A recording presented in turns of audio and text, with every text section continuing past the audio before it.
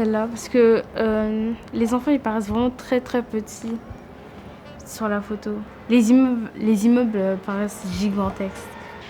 Enfin, la photo elle me met un peu mal à l'aise, mais c'est ça qui fait que je l'aime.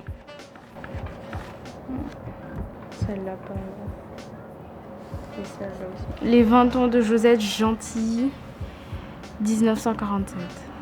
Le fait qu'il y ait des gens qui se tiennent la main comme ça, j'ai l'impression que ça représente un peu la jeunesse. J'ai l'impression que ça reflète les jeunes d'avant, la jeunesse d'avant, quoi. J'ai pris ces photos au musée d'Abbeville pour l'exposition faite spécialement pour Dano. Et celle-là, c'est celle qui m'a plus plu, c'est pour ça que je l'ai prise en premier. Et du coup, Claire là m'a demandé de prendre une photo d'elle en train de regarder l'œuvre. Robert Doisneau, il est photographe. Robert Doisneau est extrêmement connu parce qu'il a réalisé énormément de types de photographies. Il a fait énormément de reportages, de documentaires, c'est-à-dire qu'il a eu différentes thématiques et il allait sur place pour faire les demandes qu'on lui demandait tout simplement. Et Picasso, il a invité Robert Doisneau à venir chez lui et à le photographier. Et l'histoire nous raconte que Picasso, naturellement, il s'est installé, il a caché ses mains et donc il a fait croire que ses mains, c'était ses petits pains. Je comprends plus la personne dans les photos que dans la peinture parce que j'ai vraiment du mal à comprendre la peinture directement. Il faut vraiment que je détaille tout ça. Alors qu'une photo, tu vas direct te comprendre quand tu vas voir la chose. Mais bon, toi peut-être tu as plus de facilité à comprendre la peinture. Ouais. On le voit en train de travailler. Regardez sur ce qui est à votre gauche, on le voit vraiment travailler. On est vraiment au cœur de son atelier.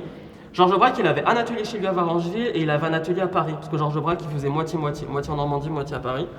Qu'est-ce qu'on peut dire sur son atelier? Bien organisé ou un peu le bazar? Rangé, mais pas trop. Ouais, c'est un peu entre les deux. Mais je ne donne pas la réponse en comparant avec les autres ateliers d'artistes qu'on va voir. Celle-là aussi, c'est un peu incompréhensible, mais en prenant du recul, je trouve que c'est joli quand même. Genre, comme je l'ai expliqué tout à l'heure, ça fait un peu flou, et j'aime bien.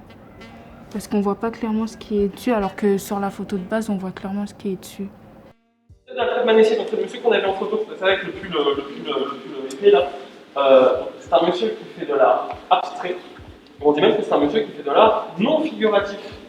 Qu'est-ce que c'est la non-figuration? Qu'est-ce que c'est l'abstraction? Pour la guerre espagnole, il y a des formes et il n'y a pas forcément de formes. Et c'est ça le truc. Ces tableaux ne sont pas forcément déterminés, mais il y a une histoire derrière. À première vue, quand on voit ces tableaux, on ne se dit pas tout de suite ça parle de la guerre espagnole. Dans la peinture de Manessier, on voit bien qu'il joue avec les couleurs, que quand il veut montrer sa colère, il utilise les couleurs plus sombres, et quand il veut montrer sa joie, il utilise des couleurs plus vives. Et aussi, il faudrait aussi connaître d'où vient l'histoire de la peinture pour comprendre l'œuvre qu'il a dessinée. On s'est inspiré de ces tableaux, oui. Celui-là. Les petits traits en carré et les... Enfin, les traits, oui. Ouais. Je crois qu'il y a aussi un autre. Un peu. Ah non, c'est bon. Celle-là aussi, c'est Manessier qui l'a faite. Là, c'est nos ombres, moi et Claire. Et celle-là, je crois que je l'avais prise, mais on l'avait pas sélectionnée au final. Ça n'est pas servi. Les peintures en boîte. Je me suis servi d'une de celles-là. Là. Celle-là, on l'a fait. Mon Dieu. Non, Didier Daoud. Sérieux? Ouais, ça se voit pas. C'est pas du non. Et celle-là aussi, j'aime comme trop. ça, d'autres photos. Ouais. On est beaucoup dans la mise en abîme cette semaine.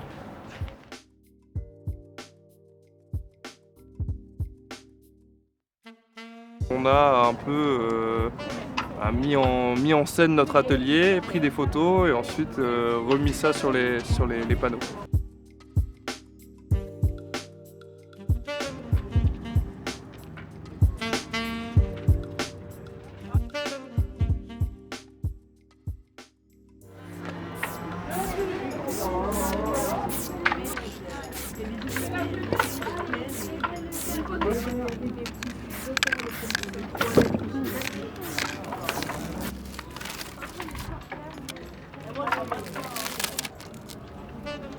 Doisneau a travaillé énormément en noir et blanc, donc on a fait pareil.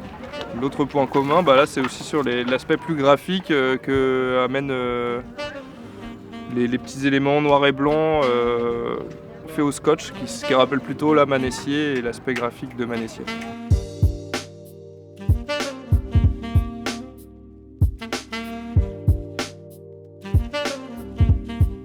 Ah, c'est pas mal. T'en penses ?